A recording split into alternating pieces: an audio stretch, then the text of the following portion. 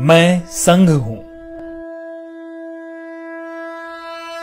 आज मैंने 96 वर्ष का सफर तय कर लिया है और 97 वर्ष में प्रवेश कर रहा हूं। वर्ष 2025 को मैं 100 वर्ष का हो जाऊंगा। वर्ष 1925 में विजयादशमी के दिन नागपुर में डॉक्टर केशव राव बलिराम हेडगेवार जी ने मुझे संघ रूपी जिस बीज के रूप में रोपा था, तब किसी ने भी नहीं सोचा होगा कि मैं एक वट वृक्ष बन जाऊंगा।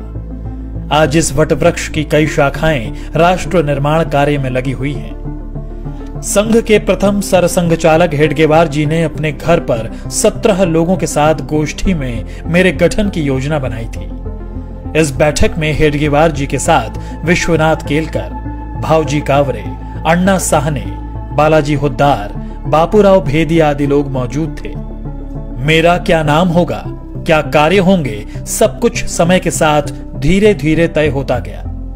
उस वक्त हिंदुओं को सिर्फ संगठित करने का विचार था। यहां तक कि संघ का नामकरण राष्ट्रीय स्वयं सेवक संघ भी 17 अप्रैल 1926 को तय हुआ।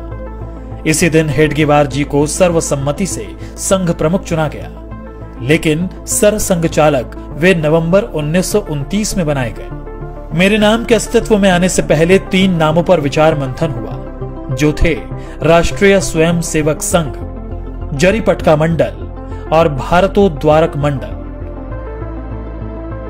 जिसके लिए बाकायदा वोटिंग भी हुई। नाम विचार के लिए बैठक में मौजूद 26 सदस्यों में से 20 सदस्यों ने राष्ट्रीय स्वयं सेवक संघ को अपना मत दिया, जिसके बाद मैं यानी आरएसएस अस्तित्व में आया। पिछले कई दशकों से लगातार देश के कोने कोने में संघ की शाखाएं लग रही हैं। हेडगेवार जी ने व्यायामशालाएं और अखाड़ों के माध्यम से संघ कार्य को आगे बढ़ाया था। स्वस्थ और अनुशासित स्वयं सेवक होना उनकी कल्पना में था। 96 वर्ष के सफर में आज मेरे 80 से ज्यादा समविचारी और अनुषांगिक संगठन हैं। दुनिया के करीब 40 देशों में मैं सक्रिय हूं। पर मेरा यह सफर इतना भी आसान नहीं था। कई ऐसे मौके आए जब मुझ पर आरोप प्रत्यारोप भी लगे और यहां तक प्रतिबंध भी लगा दिया गया। इस दौरान स्वयं सेवकों के साथ दुर्व्यवहार भी हुआ, लेकिन हम स्पष्ट थे क्योंकि हमारा लक्ष्य स्पष्ट था। हम सम और विषम परिस्थितियों में एक समान बढ़ते रहे क्योंकि लक्ष्य बड़ा था। संघ के विरुद्ध दुष्प्रचार के बावजूद समाज का एक बहुत बड़ा वर्ग ऐसा भी था जो संघ के समर्पण को देख रहा था और समझ भी रहा था।